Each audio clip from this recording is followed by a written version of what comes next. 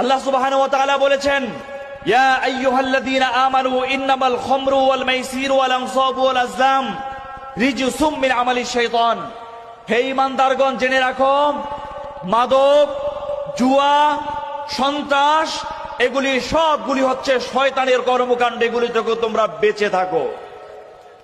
অন্য আয়াতে আল্লাহ সুবহানাহু ওয়া তাআলা বলেছেন, ইয়া আইয়ুহাল্লাযীনা আমানু লা তাকুলু আমওয়ালাকুম বাইনাকুম বিল বাতিল ওয়া তুদলু বিহা ইলাল হুকামি লিতাকুলু ফারিকাম মিন আমওয়ালিন নাস। হে ঈমানদারগণ, কোনোভাবেই তোমরা সন্ত্রাসী কার্যকলাপের মাধ্যমে, চাঁদাবাজির মাধ্যমে কারো সম্পদ তোমরা আত্মসাৎ করবে না, এবং বিভিন্নভাবে হয়রানি মামলা দিয়ে মানুষকে বিভিন্নভাবে প্রতারণার মাধ্যমে সমাজে মানুষের উপরে তোমরা কোন ধরনের কর্তৃত্ব স্থাপনের চেষ্টা করবে না। অন্যত্র নবী করিম সাল্লাল্লাহু আলাইহি ওয়াসাল্লাম হাদিসে বলেছেন, আয-যুলমু যুলুমাতু ইয়াউমাল কিয়ামাহ।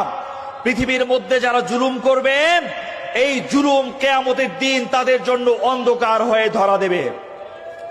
আল্লাহ রাব্বুল আলামিন এই সমাজকে কলুষ মুক্ত রাখার জন্য, এই সমাজকে দুর্নীতি মুক্ত রাখার জন্য তিনি বিভিন্নভাবে আমাদেরকে নির্দেশনা দিয়েছেন।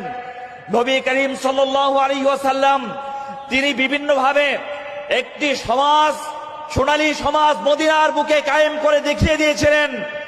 দুর্নীতি মুক্ত, সন্ত্রাস মুক্ত, চাঁদা মুক্ত, মাদক মুক্ত সমাজ কিভাবে প্রতিষ্ঠা করতে হয়, ঠিক কিনা বলেন?